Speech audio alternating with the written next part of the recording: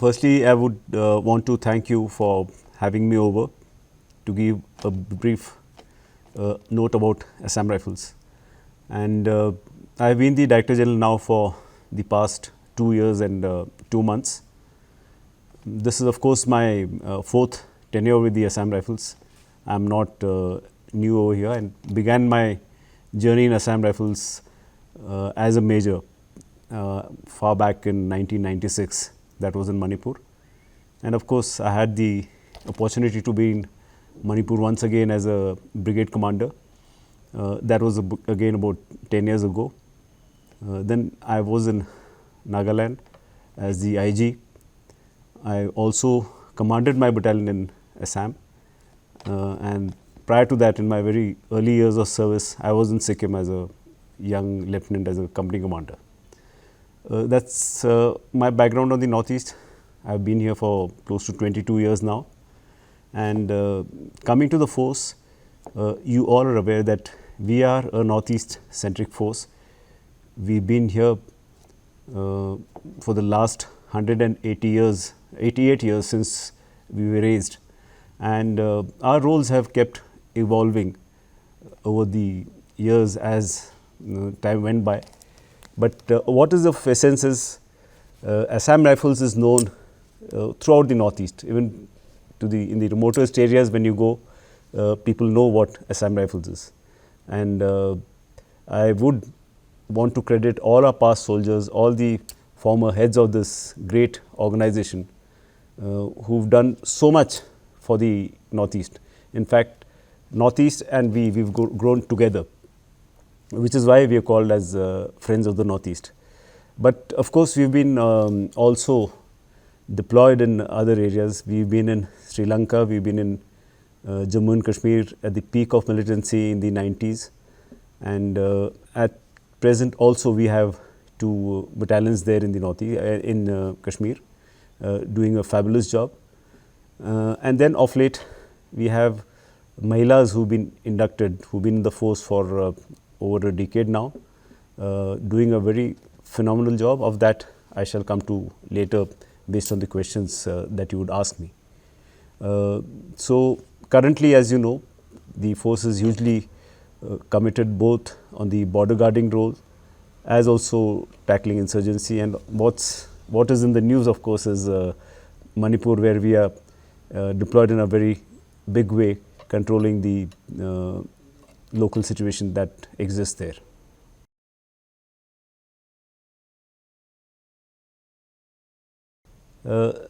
The situation in Manipur, you all are quite aware. It's being covered in so many channels in the print media. But if I need to sum it all up, I think personally that the worst is behind us. There are these sporadic incidents of violence, shootings, killings, but those gradually will subside. And I think we are heading towards better times going forward. If I have to put it very frankly, it's not the security forces who can sort this problem out, as is thought to be. We are here only to curtail the levels of violence. We are here to stop these firings that take place. But more importantly, what goes backstage, what happens backstage is not there in the news. And that is where we, along with the Indian Army, are playing a very big role. We are talking to the multiple civil society organizations that are there. There are the youth there and various stakeholders, essentially to get them onto the talking table and get this issue sorted out. As you would know, the geography of Manipur is now well known.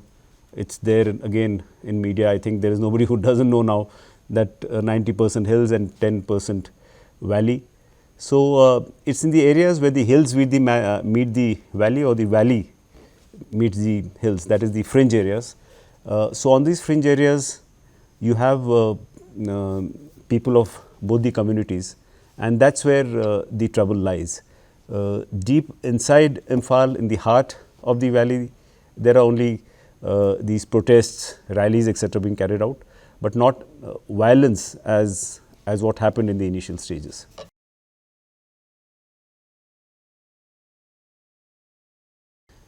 Actually, to be very honest with you, this complete thing is new to us.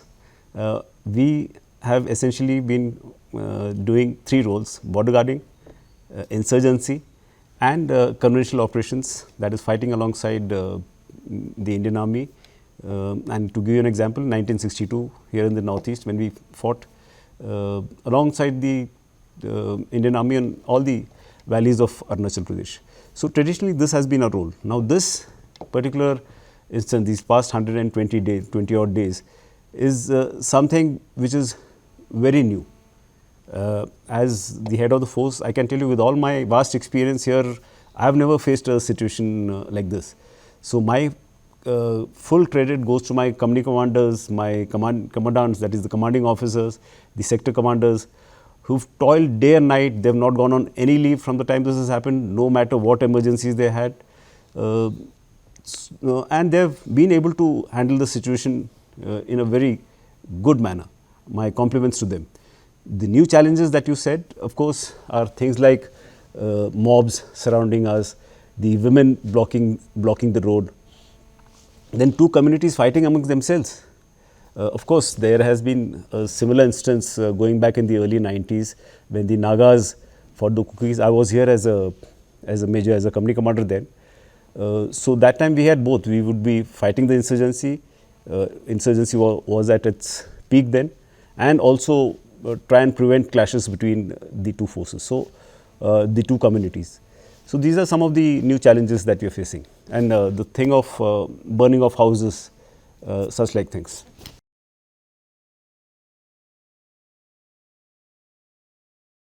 I want to clarify here that all the forces, whether it is the Indian Army, Assam Rifles, the other CAPFs who are here, as also Manipur Police, all of them are working under extremely tiring conditions. So, when you are operating for such a long period of time, every single day, obviously there are certain misunderstandings that take place, and those are very far and few between, and surely that has not in any way hindered our operations. The only issue is, the media sometimes blows this up to highlight that there is something wrong. It is not the case. Let me assure you that there is absolute good relationship between all the security forces, and there is a security advisor there at whose behest, and we operate on a daily basis. So, there is actually no issue. It's not just now what we are doing, it's from the time this began. And let me at the very outset tell all the viewers that along with the Indian Army, we have been playing an absolutely unbiased kind of a role here. And I'll tell you why. I have reasons to tell you that from the time this violence broke out, the initial 3 days, there were about 212 places where these violence happened. I am counting both the hills and valleys, and our people were everywhere trying to curtail the violence, trying to stop the killings, stop the shootings, burning of houses that were happening, and we did succeed to a very large extent. Then in terms of relief camps that were established for these people, over 100 relief camps were established. We assisted in creating them. We helped movement of almost 45,000 people from the hills, that includes both from the hills into the valley, from the valley into the hills. We facilitated their movement other than creating these relief camps as well. Besides, we also established or had medical camps, because that was of great necessity, and we are still continuing with that. In this complete period, we have had almost 300 odd medical camps with specialists. We have treated close to 12,000 people, again of both communities. Medicines worth 15 lakhs have been distributed by us. Besides, like I said earlier, we have been engaging with the civil society organizations of both the groups, and the groups themselves know whom I am alluding to. I, as the head of the Assam Rifles, I am doing this. The Army Commander of Eastern Command General RP Kalita, he is doing it, the Corps Commander is doing it, 3 Corps, General Shahi. So are everybody else down till the company commanders. So the process really is from the company commanders and upwards. We are speaking to everyone concerned to kind of tell them that there is no other way but to get onto the talking table, negotiations, and curtail or stop this violence. And that is my humble prayer to the people of Manipur. Talking of, since you asked this question, I also want to clarify certain other issues of people saying or wrongly alleging that we are biased towards a particular community, which we are not. I want to make that absolutely clear. If you see again the number of bunkers that were established by both the communities, the numbers that we have destroyed are equal. The weapons that we have recovered again from both the communities are equal. The number of people that we have helped become victims of violence again is equal. So how can we be biased? Look a little further. We are a Northeast centric force. We have been here, but we are also an all India, all class composition. We have soldiers from all over the country. So to us, both the communities are absolutely the same. Why should we be, partial to one particular community? We are not. And let me also add that we have soldiers from both the communities in our force. So if that be so, and we've had no issue of any kind of rivalry amongst them, that truly speaks of the leadership that is there both in the army as also Assam Rifles, essentially army officers who've given all that they could to ensure or to try and bring about peace. So these are some of the confidence building measures that we are taking.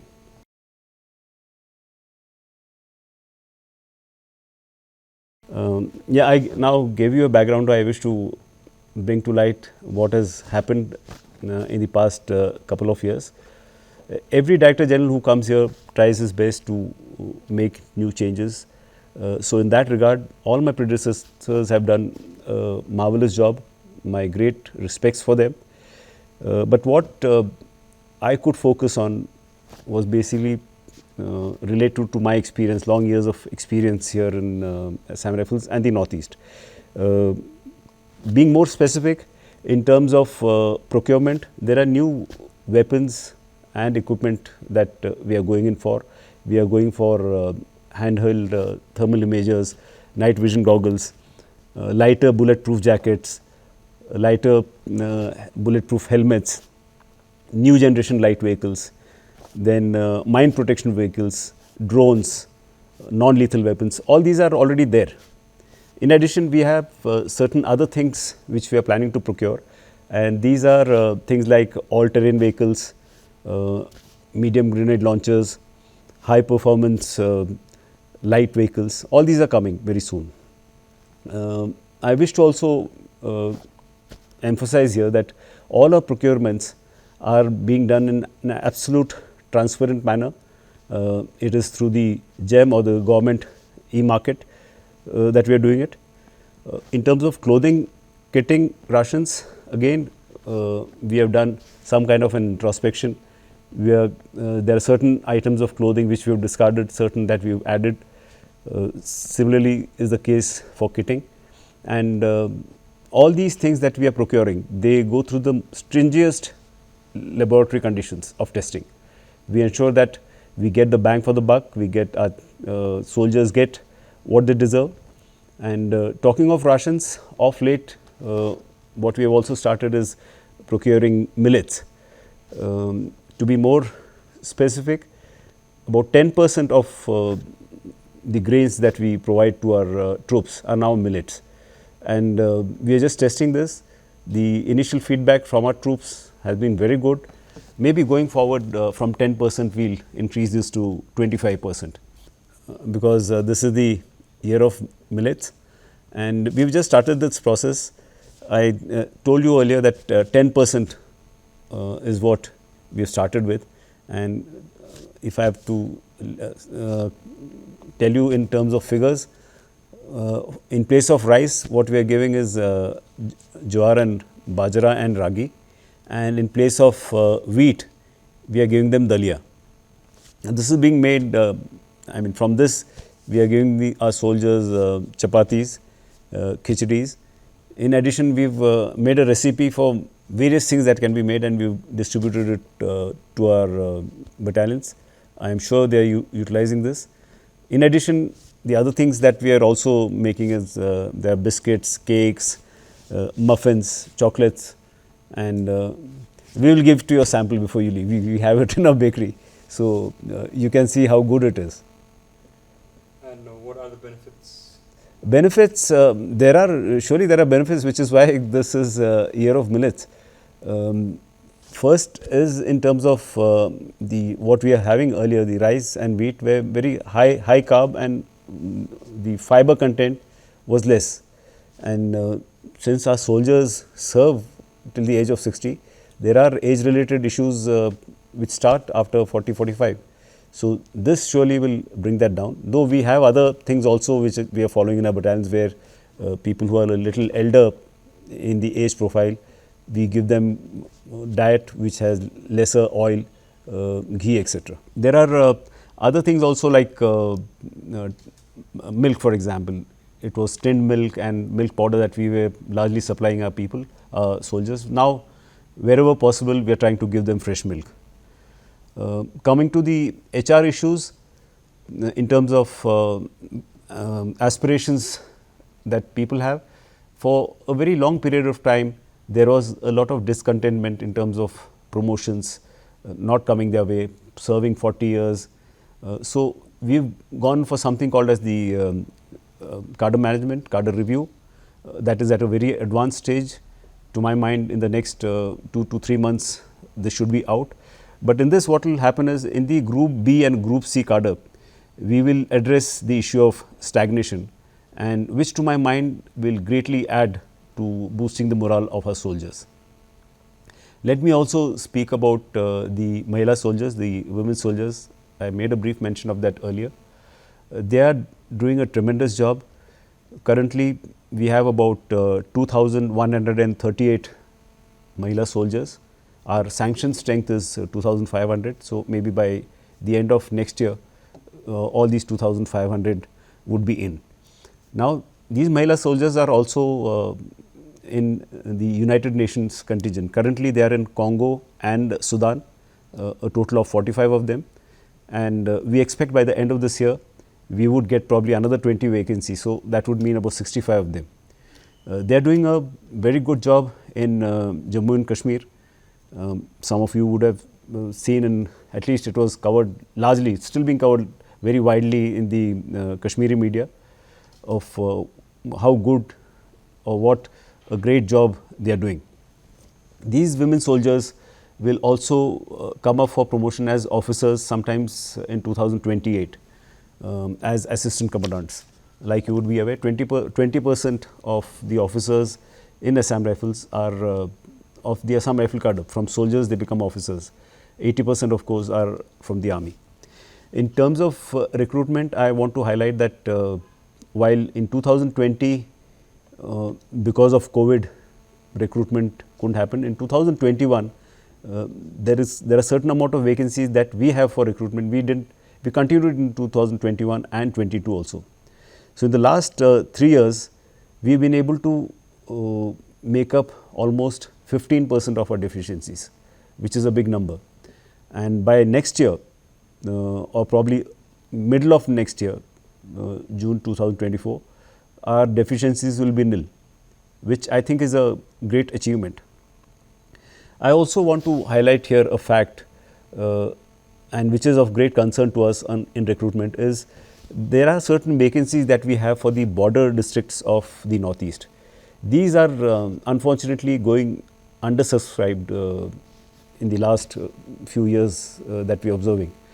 To be again specific, in the last 2 years, the shortfall there has been 53%. 53% of the vacancies of the border district are going unsubscribed, and I wish to utilize your media to convey this message to people of these districts that they should come forth and avail this opportunity. We are also looking into welfare of our ex-servicemen. Obviously, you would know that they are uppermost in our mind. We haven't forgotten them. We have something called as the Assam Rifle Ex-Servicemen Association, ARESA as we call it for short. We have a total of 34 centers for them all over the country. We plan to open another 4. 3 have already been opened this year. So, in all, we will have about 41 of these centers across the country. In terms of rallies for them, ex-servicemen rallies, we have held 6 of them already this year. 6 more are planned. So, this is by and large what we have in place for future.